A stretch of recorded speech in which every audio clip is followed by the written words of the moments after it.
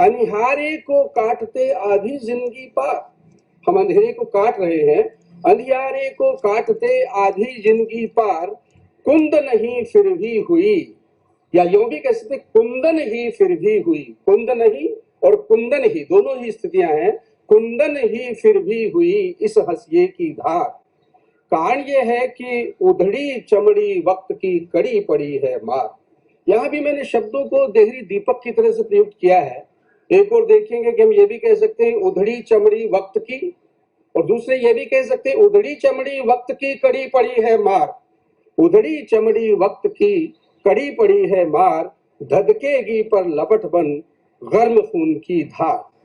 असल में यह जो शुरुआत है ये कुछ इस तरह की है कि संकल्प के हैं गूंजते अब छंद अंबर में, हम आज बोएंगे मलय की गंध ऊसर में। जब से हवाओं ने सुनी आवाज मौसम की, होने लगी हलचल तभी से फिर सरोवर में। संकल्प के हैं गूंजते ये छंद अंबर में। हम हैं कविता के राजपथिक, कब हम तो अंत्यज हैं। स्वागत में रोज बिछा करते हैं हम केवल रज हैं। लेकिन जितना भी डामर है इस पथ पर बिछा हुआ।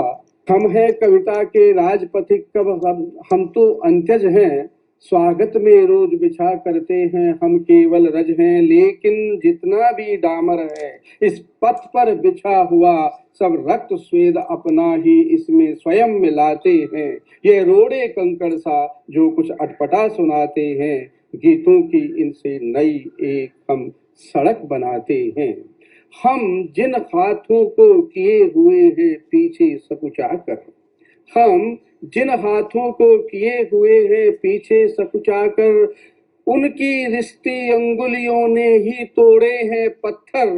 तुम तो जा बैठे हो अधिकारों की मीनारों पर जाकर, तुम तो जा बैठे हो अधिकारों की मीनारों पर जाकर। पर झोपड़ियों में छंदों के हम दीप जलाते हैं। ये रोड़े कंकड़ सा जो कुछ अटपटा सुनाते हैं, गीतों की इनसे नई एक हम सड़क बनाते हैं।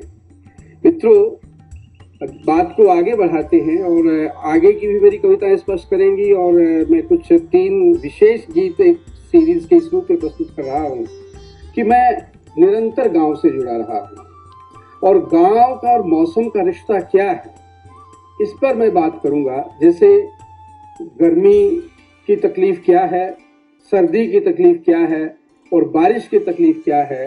तो 3 गीत मैंने कई सारे गीत इस तरह के लिखे हैं, लेकिन मैं एक एक करके 3 गीत में इस संदर्भ में पढ़ रहा हूँ कि इस गर्मी से गांव से मजदूरी करने जो शहर पहुंचा व्यक्ति है, पहले आप उसकी व्यथा देखें।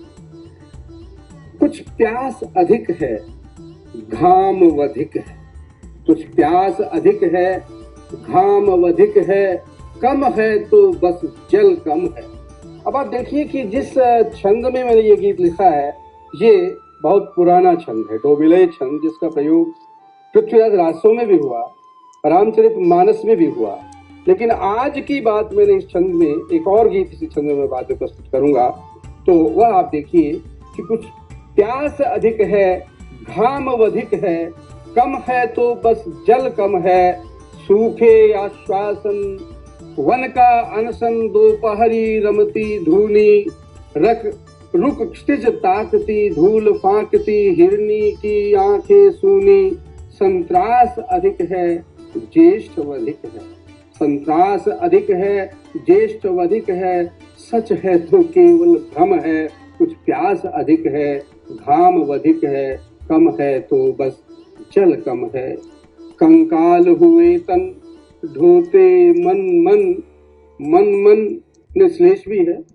कंकाल हुए तन ढोते मन मन, बोझ दुखों की गठरी का आकाश नील है या कि चील है। मांस नुचे यो ठठरी का आघात अधिक है। आघात अधिक है, छिपाव अधिक है। कौन कहे यह मौसम है।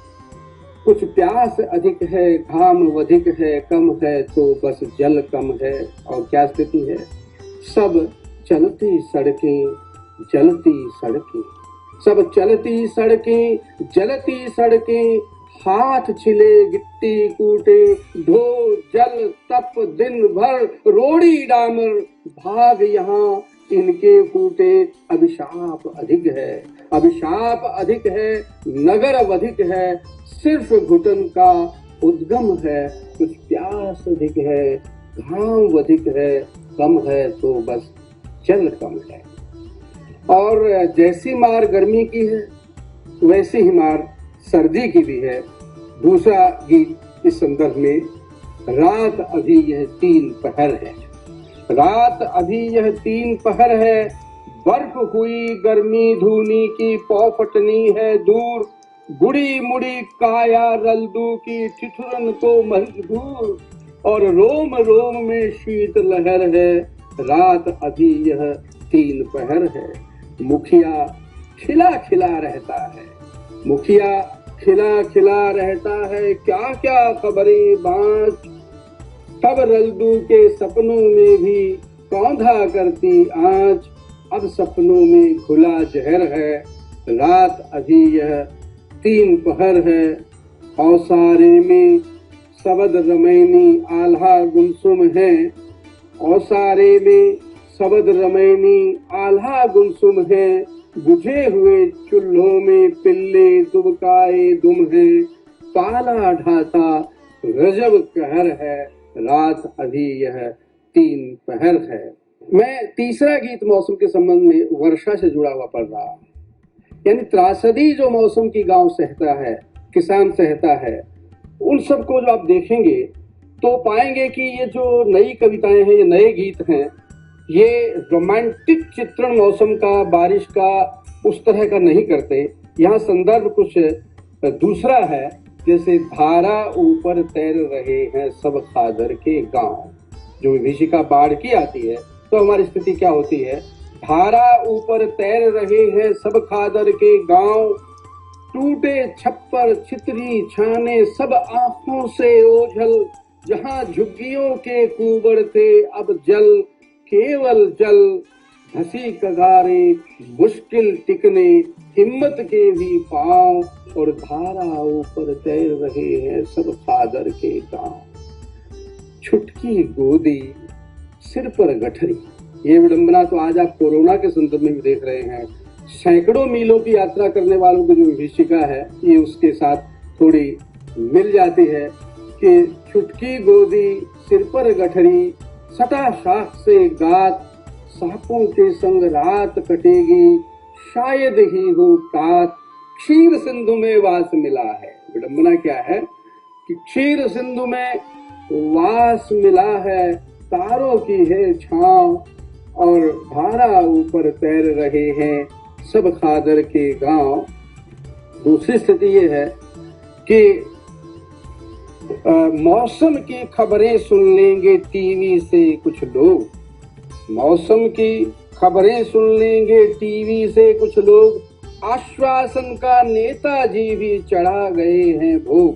हर समय होता है ये, बाढ़ आए तो एरियल सर्वे होता है, कोरोना हो तो तब भी बहुत सारे आश्वासन मिलते हैं। तो मौसम की खबरें सुन लेंगे टीवी से कुछ लोग, आश्वासन का नेताजी भी चढ़ा गए हैं भोग, निविदा अखबारों को दी है बन जाएगी नाव, धारा ऊपर तैर रहे हैं सब कागज सब खादर के गांव, और घास फूस के छप्पर शायद बन भी जाएं, और घास फूस के छप्पर शायद बन भी जाएं, और किंतु कहाँ तक लौटेंगे वे मरे बहे जो ढोर, और कहाँ दे पाएंगे साहूकार के दांव, धारा ऊपर तैर रहे हैं सब खादर के गांव। मैंने ये 3 गीत जो है मौसम से जुड़े हुए प्रस्तुत किए, लेकिन गांव का मौसम बदलता कहाँ है, उसकी विडंबना, उसकी आकत कहानी कुछ इस तरह की है। ये 2 गीत जहाँ जब भी वो प्रकाशित हुए हैं पत्रिकाओं में या फेसबुक पर, तब मित्रों ने उसको सराहा है काफी, तो वो 2 गीत मैं आप सबको पसंद आएंगे, ये प्रस्तुत कर रहा हूँ। कभी मौसम के पड़े कूड़े, कभी हाकिम जड़े साटे, कभी मौसम के पड़े कूड़े, कभी हाकिम जड़े साटे, खाल मेरे गांव की कब तक दरिंदों से यहाँ खिसती रहेगी। दूर तक जो भूख से सहमे हुए सीवान ठिठके हैं, कान में उनके सुबकती प्यास से पथरा चुकी झीलें, रेत के विस्तार में प्यास से पथरा चुकी झीलें और यो रेत के विस्तार में यो ठूठ दिखते हैं करीलों के। क्यों ठुकी गण देवता की काल जर्जर देह में कीले, खुरपियों को कब इजाजत धूप में भी रुक सके पल भर। जाड़ियां भिजती अगर हैं प्यास से, जाड़ियां भिजती अगर हैं प्यास से भिजती रहेंगी। और आगे की स्थिति की चांदनी पीकर अंधेरा गेहूं सा तानतापन, चांदनी पीकर अंधेरा गेहूं सा तानतापन, झोंपड़ी भयभीत सिमटी चाहती इज्जत बचाना। वक्त का मद्यप दरोगा रोज आकर डांट जाता, टपकता खूनी नजर से जब इरादा कातिलाना। रक्त अब तो बूंद भर बूढ़ी सिराओं में बचा होगा, रक्त अब तो बूंद भर बूढ़ी शिराओं में बचा होगा। क्यारियां उनके गुलाबों की इसी से ही सदा सिसती रहेंगी। कभी हाकिम जड़े साटे, कभी मौसम के पड़े कोड़े, खाल मेरे गांव की कब तक दरिंदों से यहाँ खिसती रहेगी। मित्रों, विडंबनाएं जीवन की जो है उसको रेखांकित करना, उसके दस्तावेजीकरण की कोशिश मैंने अपने गीतों में की है। अगला गीत ऐसा ही एक दस्तावेज है। पहली पंक्ति एक गीत उस रोमान को तोड़ता हुआ। तुम हमारी जान ले लो, तुम हमारी जान ले लो, ये बहुत सस्ती मिलेगी। तुम हमारी जान ले लो, ये बहुत सस्ती मिलेगी। बेदखल हम खेत से हैं, बेदखल खलिहान से हैं। क्या भला दिखते तुम्हें हम एक अदद इंसान से हैं, कब भला दिखते तुम्हें हम एक अदद इंसान से हैं। पांव सीने पर धरे हो, पांव छाती पर धरे हो या कि गर्दन पर रखे हो, देह अब सामान ले लो, तुम हमारी जान ले लो, ये बहुत सस्ती मिलेगी। कि पीपलों को बरगदों को काट देना, उधर स्विमिंग पूल होगा। पीपलों को बरगदों को काट देना, उधर स्विमिंग पूल होगा। बस्तियां जब तक न उजड़ेंगी यहाँ, मौसम कहाँ अनुकूल होगा। और झील पर्वत जंगलों पर सेज बिछनी है तुम्हारी। ये सेज एससीजेड सेज भी हो सकता है कि झील पर्वत जंगलों पर सेज बिछनी है तुम्हारी। गाँव की पहचान ले लो, ये बहुत सस्ती मिलेगी। तुम हमारी जान ले लो, तुम खुदा हाकिम तुम हो, तुम खुदा हाकिम तुम ही हो। स्वर्ग का बसना यहाँ पर लाजमी, अब छू रहे आकाश तुम हो। राह रोके कौन अदना आदमी, अब चांद तारों से सजी बारात निकली जा रही है। चांद तारों से सजी बारात निकली जा रही है। रात की तुम शान ले लो, ये बहुत सस्ती मिलेगी। तुम हमारी जान ले लो, ये बहुत सस्ती मिलेगी। तुम हमारी जान ले लो। हालात इससे भी बदतर और क्रूरतम हुए। आगे के जो दो गीत मैं प्रस्तुत कर रहा हूं, सच्चाई कड़वी है, उनको स्वीकार करना होगा। हालात किस तरह के हैं, पहला गीत उसी को बयान करता है। फांसी वादी फांसी पर सब लटकी हुई हवाएं हैं। इस गौर से सुनेंगे इस गीत को, प्रतिक्रियाएं भी चाहूंगा कि फांसी वादी फांसी पर सब लटकी हुई हवाएं हैं। तरह तरह के नाग पालते पढ़ते मंत्र सपेरे हैं। सबको औकात बताने को कसते जाते घेरे हैं। घेरों के भीतर घुटती हुई सदाएं हैं। फांसीवादी फांसी पर सब लटकी हुई हवाएं हैं। और जन की अपनी आवाज कहाँ नहीं सुनी जाती, कहीं नहीं सुनी जाती जन की आवाज। कि जन की अपनी आवाज कहाँ ये हारमोनी बाजा है, तुम क्यों चीखे चौराहे पर कहने को अपने राजा हैं। राजा है राजा की सुन लो पाती भीख प्रजाएं हैं, फांसी वादी फांसी पर सब लटकी हुई हवाएं हैं। भाषण की तादाद बढ़ी है।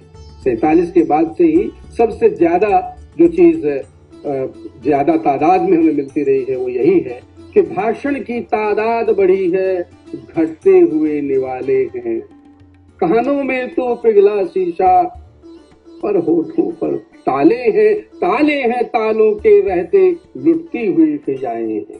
ताले हैं और तालों के रहते लुटती हुई फिजाएं हैं, फांसी वादी फांसी पर सब लटकी हुई हवाएं हैं। और हमारी जो भाईचारे की स्थिति समाज की है, मैंने कहा था कि जिस डोमिलय छंद में मैंने ग्रीष्म संबंधी एक गीत प्रस्तुत किया था, एक दूसरा गीत भी उसी छंद में मैं आपके सामने रख रहा हूँ। वह भी हालात की जितनी विडंबनाएं हैं उन्हीं को चित्रित करता है। और ये गीत है कि सब बंद मदरसे जारी जलसे गलियां युद्धों का मैदान। ये स्थितियां देश भोगता रहा है, उन्हीं का चित्रण है कि सब बंद मदरसे जारी जलसे गलियां युद्धों का मैदान। अब कैसी होली लाठी गोली भेंट मिली है जनता को। अब कैसी होली लाठी गोली भेंट मिली है जनता को। क्यों मांगी रोटी किस्मत खोटी गद्दी को बस जनता को। थे ही कब अपने सुख के सपने पड़े रेत में लहू लुहान। और सब बंद मदरसे जारी जलसे गलियां युद्धों का मैदान। कल नन्ही चिड़िया भोली गुड़िया भेंट चढ़ी विस्फोटों में। कल नन्ही चिड़िया भोली गुड़िया भेंट चढ़ी विस्फोटों में। अब तेरा गुल्लू उसका टुल्लू आका इतने नोटों में। क्यों भावुक होते क्यों भावुक होते गुमसुम रोते। ले लो यह है नकद इनाम। सब बंद मदरसे जारी जलसे गलियां युद्धों का मैदान। और इस गीत का जो अंतिम स्टेजा है, इस पर आप देखेंगे कि हम कहाँ पहुंचे हैं, हमारा हालात हमारे किस रूप में हमारे सामने आए हैं। उनको देखिए कि ये सांड बिफरता आता चरता फसलें भाईचारे की। ये सांड बिफरता आता चरता फसलें भाईचारे की। कटशाख गिरेंगी देह चिरेंगी धार निकलती आरे की। कर कत्ल नदी का ध्येय सदी का फैलाना बस रेगिस्तान। ये सांड बिफरता आता चलता फसलें भाईचारे की। कटशाख गिरेंगी देह चिरेंगी धार निकलती आरे की। कर कत्ल नदी का ध्येय सदी का फैलाना बस रेगिस्तान। और सब बंद मदरसे जारी जल से गलियां युद्धों का मैदान। संवाद होना ही कठिन हो गया सबसे बड़ी बात तो एक गीत मैंने वो रखा है, उसको देखिए। बहुत कठिन संवाद समय से शब्द सभी पथराए। बहुत कठिन संवाद समय से शब्द सभी पथराए। हमने शब्द लिखा था रिश्ते अर्थ हुआ बाजार। कविता के माने खबरें हैं संवेदन व्यापार। कविता के माने खबरें हैं संवेदन व्यापार। और भटकन की उंगली थामे हम विश्वग्राम तक आए। बहुत कठिन संवाद समय से शब्द सभी पथराए। हम साहित्य की जिन नई थ्योरीज की बात भी यदि करना चाहें इस गीत के माध्यम से, तो तीनों स्टेंजास में पूरी उत्तराधुनिकता के संदर्भ भी आपको मिल जाएंगे और सामान्य व्यक्ति के जीवन के साथ जुड़ी हुई चीजें भी आपको इसमें साथ साथ मिल जाएंगे। चोर संत के रामायण के अपने अपने पाठ। चोर संत के रामायण के अपने अपने पाठ। और तुलसी वन को फूंक रहा है एक विखंडित काठ। नायक के गल फंदा डाले। Hero is death. नायक के गल फंदा डाले अधिनायक मुस्काए। बहुत कठिन संवाद समय से शब्द सभी पथराए।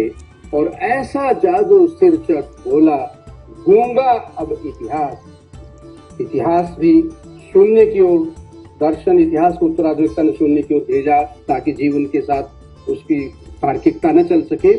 तो ऐसा जादू सिरचढ़ बोला गूंगा अब इतिहास। दांत तले उंगली दावे हैं रत्ना करया व्यास। भगवानों ने दरवाजों पर विज्ञापन लटकाए। खरीदना और बेचना, मार्केटिंग और बाजार, ये जो जीवन के सत्य हुए हैं, तो उसका परिणाम है कि भगवानों ने दरवाजे पर विज्ञापन लटकाए। बहुत कठिन संवाद समय से शब्द सभी बदलाए। ऐसी स्थितियों में कुछ ऐसी घटनाएं भी हुई, दुर्घटनाएं भी हुई कि हमने देखा कि हमारी जो एक पीढ़ी है वो गांव में तिरस्कृत छूट गई। मैंने 2 गीत इस संदर्भ में लिखे। दोनों के लिखने का अंतराल 10 वर्ष से ज्यादा का है। पहला गीत धर्मयुग में जनवरी 84 में छपा था। मैं पहले उसको ही पढ़ देता हूँ, उसके बाद मैं दूसरा गीत, जो दोनों में रिश्ता क्या है।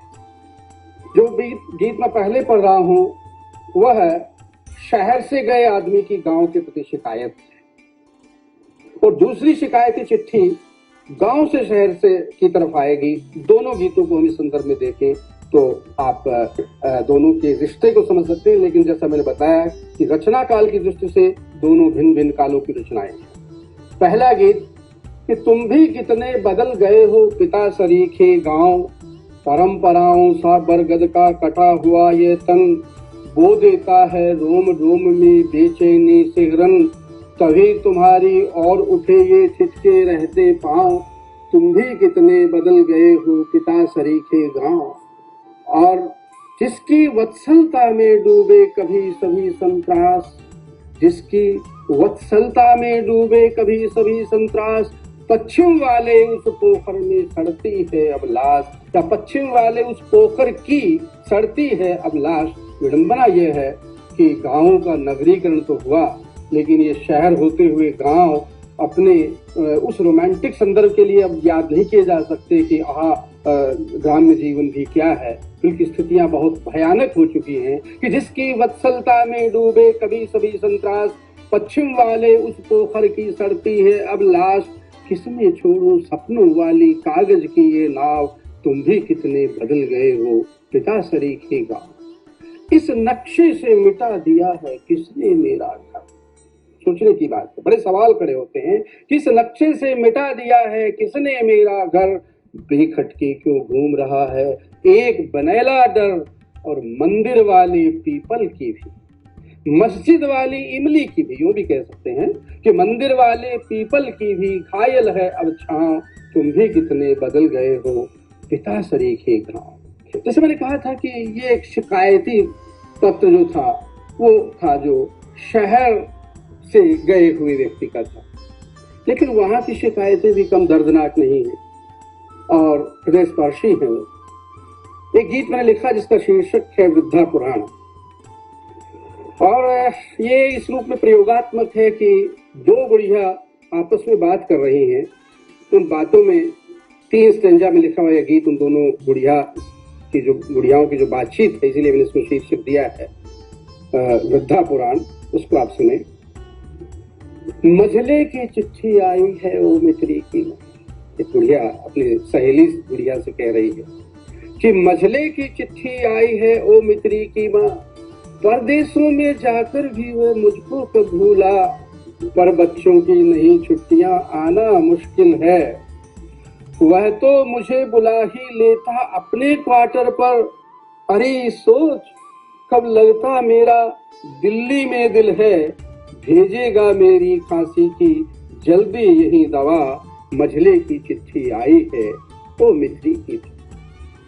दूसरी बुढ़िया भी अपनी बात रखना चाहती है और वह भी अपने बेटे की प्रशंसा ही करना चाहती है और कहती है, मेरे बड़के का भी खतरी परसों ही आया, तू ही कह किसके होते हैं इतने अच्छे लाल, मेरे बड़के का खतरी परसों ही आया, तू ही कह किसके होते हैं इतने अच्छे लाल, उसे शहर में मोटर बंगला सारे ठाठ मिले, गांव नहीं पर अब तक भूला, आएगा इस साल टूटा छप्पर करवा देगा, अब की बार नया मझले की चिट्ठी आई है ओ मित्री की माँ। तो पहली बुढ़िया लगभग निरुत्तर हो गई है। क्या कहे, कहना चाहती है तो वो यही कह पाती है एक बात पर मित्री की माँ समझ नहीं आती, क्यों सब बढ़ के छुप के मजले पहुंचे देश विदेश। नटिया खटिया राख चिलमची अपने नाम लिखे, चिट्ठी पत्री तार घूमते ले घर घर संदेश। यहाँ मोतिया बिंद बचा, यहाँ मोतिया बिंद बचाया गठिया और दमा। मझले की चिट्ठी आई है ओ मित्री की माँ, मझले की चिट्ठी आई है ओ मित्री की। हम थोड़ा उस परिवेश की बात कर ले जिसमें आजकल हम, जैसे मैंने कहा था कि हम सब मुकैयद हैं। यह गीत जैसे हालात में हम आजकल जी रहे हैं। कुंडी तो बजती पर कब कोई आता, कैसी दोपहरी है कैसा सन्नाटा। कुंडी तो बजती पर कब कोई आता, कैसी दोपहरी है कैसा सन्नाटा। उड़ के पल्लों को आ जब जब खड़काती, दस्तक सी देती है पागल गर्म हवा। आती है जाती है आती है जाती है, जोड़ी तक नजरे यूं भ्रम में ही ये पूरा दिन बीत रहा। आंगन तक आने से पाँव नहीं रुकते, आदत जो पड़ी हुई है, आंगन तक आने से पाँव नहीं रुकते। गालों पर पड़ता पर लुओं का चाटा, कैसी तो दोपहरी है कैसा सन्नाटा। और उस चार दीवारी के भीतर हम जरूर कह रहे हैं, लेकिन मन उसके बाहर निकल जाता है। वहां क्या है, वहां की तलखी भी मैं आपके सामने रख रहा हूँ इसी गीत में उसी सुंदर के साथ कि संवेदन की पखुरी, सपनों की कलियां, संबंधों के बिरवे जब झुलसे पाता। तब मन कतरा कर दहके जंगल से, जलते सीवानों से आकर जुड़ जाता। कोपल की छुने तो बातें हैं कल की, कोपल की छुने तो बातें हैं कल की। उंगली में चुभता धूमर का कांटा, कैसी दोपहरी है कैसा सन्नाटा। कुंडी तो बजती है पर कब कोई आता। एक छोटा सा गीत दोस्त जंजा का है, नितांत निजता का भी कह सकते हैं और सबका भी कह सकते हैं, क्योंकि कवि जो बात कहता है जो सबकी नहीं होती तो मुझे लगता है कि वो कविता नहीं बन पाती, और उसकी अपनी नहीं होती तब भी वो कविता नहीं बन पाती। इसलिए प्राय ये सवाल किया जाता है कि कविता सब्जेक्टिव होती है या ऑब्जेक्टिव होती है। मुझे लगता है कि बिना सब्जेक्टिव हुए ऑब्जेक्टिव कविता भी अच्छी नहीं होती, और बिना ऑब्जेक्टिव हुए सब्जेक्टिव कविता भी नहीं अच्छी होती। यहाँ एक मैं टिप्पणी देख रहा जो गीत की के बारे में सवाल उठाने वाली बात थी। गीत और नवगीत की यात्रा का यही अंतर है कि गीत की सब्जेक्टिविटी में ऑब्जेक्टिविटी को लाना, ये नवगीत की एक बड़ी पहचान बनकर उभरा है। इसलिए समष्टि चेतना को नवगीत में आप अनुभव कर सकते हैं। पारंपरिक गीत जो रहा, जो बच्चन कालीन जो गीत था, उस दौर के गीत के बाद जो नवगीत का विकास हुआ है, तो ये उसकी पॉजिटिविटी सबसे बड़ी यही है कि वह वस्तु परक भी है। उसने सब्जेक्टिविटी के साथ ऑब्जेक्टिविटी को भी इसको लाना उसके लिए जरूरी हो गया है। पिछले दिनों दोहा छंद का भी प्रचलन विशेष रूप से हुआ है, और मैंने नए प्रयोग ये किए हैं कि इस छंद में गीत भी लिखे और वर्णनात्मक कविता भी लिखी। जैसे एक मेरी कविता है मंगतूराम, वो दोहा छंद में है। उस मंगतूराम को आप सुनिए। और वो मंगतूराम, हमारे बहुत सारे मंगतूराम आजकल दिल्ली, सूरत, मुंबई और महानगरों में धक्के खा रहे हैं। उन धक्के खाने वाले मंगतूरामों की कहानी इस छोटे से दोहा गीत में आप सुनने पढ़ने की कोशिश करें। समझिए कि पैदल पहिए घूमते करे सुबह को शाम, पैदल पहिए घूमते करे सुबह को शाम। दिन भर ढोता शहर को अपना मंगतूराम, वैशाली ने तो दिया दिल्ली लाकर फेंक। अब ये सारे सांकेतिक शब्द हैं कि वैशाली ने तो दिया दिल्ली लाकर फेंक, और घावों को दे कौन अब औखद मरहम से। दिल्ली में आकर हुआ वह बिल्कुल गुमनाम। ये त्रासदी है हमारे मंगतूरामों की कि दिल्ली में आकर हुआ वह बिल्कुल गुमनाम। ओ रिक्शा ही हो गया अब मंगतू का नाम, ओ रिक्शा ही हो गया अब मंगतू का नाम। क्या है उसका जीवन कि पुलिया से चल चौक तक, फिर पुलिया फिर चौक, पुलिया से चल चौक तक, फिर पुलिया फिर चौक, रोटी ने गिरवी रखे सारे सपने शोक, सारे सपने शौक, और गया उधेड़ा ठीक ही। देखिए विडंबना, आजकल लाठियां बरसती हैं कि गया उधेड़ा ठीक ही, उसके तन का चाम, मांग दरोगा से लिए क्यों उसने कल दाम, तांगे का घोड़ा बना अपना मंसूरा, तांगे का घोड़ा बना अपना मंसूराम, प्यास नाल पांवों गड़ी उसकी भूख लगाम। और मंसूराम की स्थिति यह है कि पैदल पहिए घूमते करे सुबह को शाम, दिन भर लौटा शहर को अपना मंसूराम। कि चिड़ियों के दो बोल हैं, चिड़ियों के दो बोल हैं, मौसम के दो फूल, कहाँ छुपा रख दूं इन्हें हो न सके जो धूल, और गाड़ी की धक धक सुने दर पटरी पर कान। आप लोगों को अपने बचपन, हमारे कई प्रौढ़ साथी भी हैं, मंगलम शास्त्री जी हैं, तो आप बातों को याद कीजिए कि गाड़ी की धक धक सुने धर पटरी पर कान, कल सपने में मिल गया वह बचपन नादान, कल सपने में मिल गया वह बचपन नादान। थोड़ी सी नॉस्टैल्जिक बनाती है वो पंक्तियां कि बीते बरस हजार हैं लेकिन अब तक याद, बीते बरस हजार हैं लेकिन अब तक याद, जंगल की झरबेर का खट्टा मीठा स्वाद, अपना सब कुछ फूंक हम कब के हुए फकीर, अपना सब कुछ फूंक हम कब के हुए फकीर, तुम्हें न कुछ भी दे सके। कोशिश की है कविताओं के माध्यम से कुछ देने की, लेकिन दे कहाँ पाते। सीधी सच्ची कह सके इतनी ही थी साध, सीधी सच्ची कह सके इतनी ही थी साध, अब जाना इस नगर में सच कहना अपराध, अब जाना इस नगर में सच कहना अपराध। फिर लौटता हूँ गीत की ओर, और एक गीत जो मित्रों को काफी पसंद रहा है, थोड़ा सिंबॉलिक तो है ही, और हमारी पूरी जो नागरिक और ग्रामीण हर तरह के संदर्भों को व्यक्त करने वाला ये गीत है।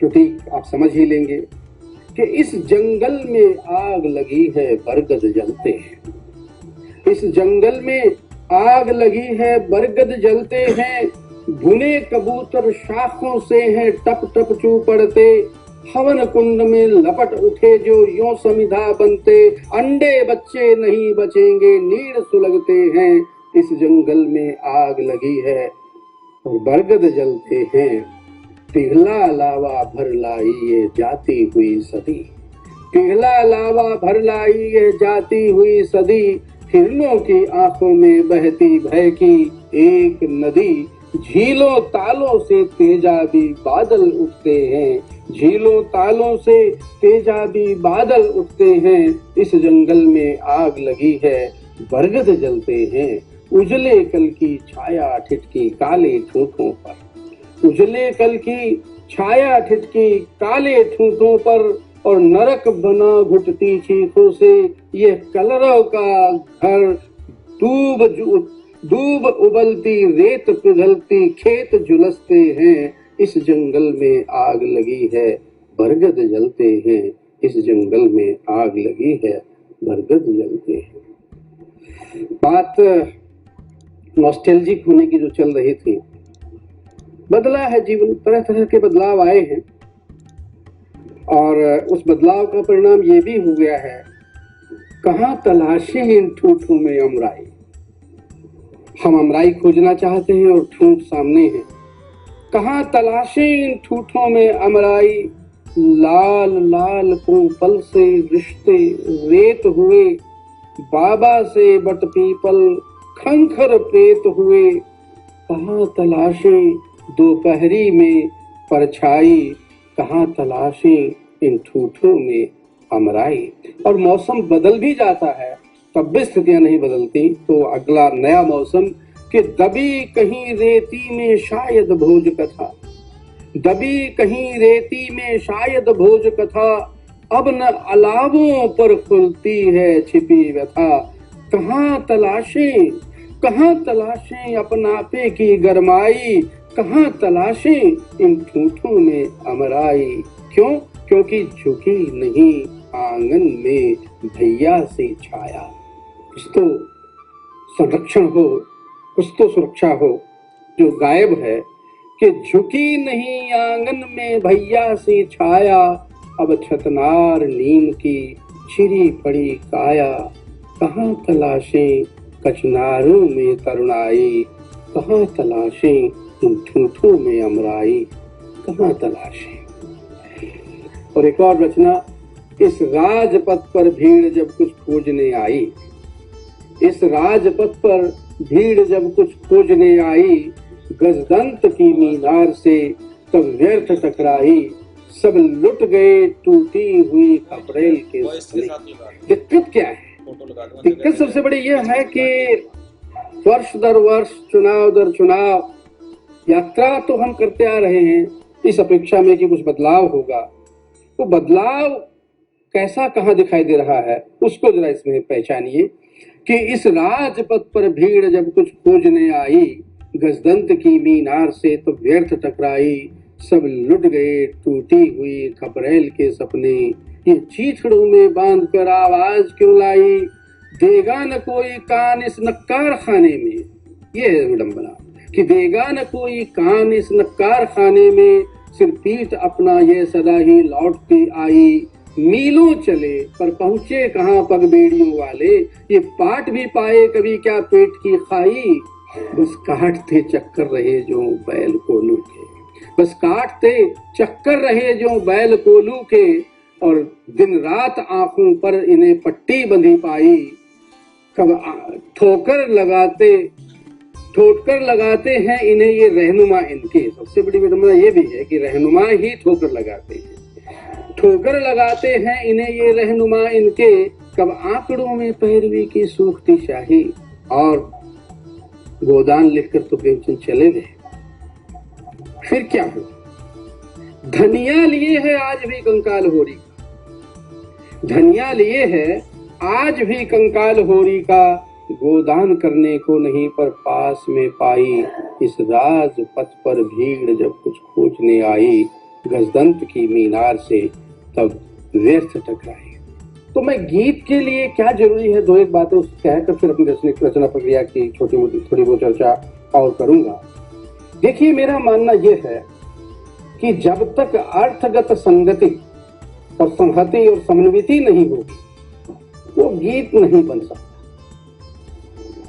विडंबना यह है कि बहुत सारे गीत आप ऐसे देखेंगे कि शुरू से लेकर अंत तक कहने की तो बहुत कुछ कोशिश है, लेकिन बिखराव इतना अधिक होता है कि उसमें अन्विति नहीं है, और जब अन्विति गायब होगी तो गीत गायब हो जाएगा। गीत क्या, कविता ही गायब हो जाएगी। यो मैंने थोड़ा बहुत छंद में भी लिखा है, दोहे भी लिखे हैं, गजलें उतनी ज्यादा नहीं, कुछ एक कही हैं जो आज संयोग से मैं उस तरह के चुनने में छूट कर नहीं ला पाया।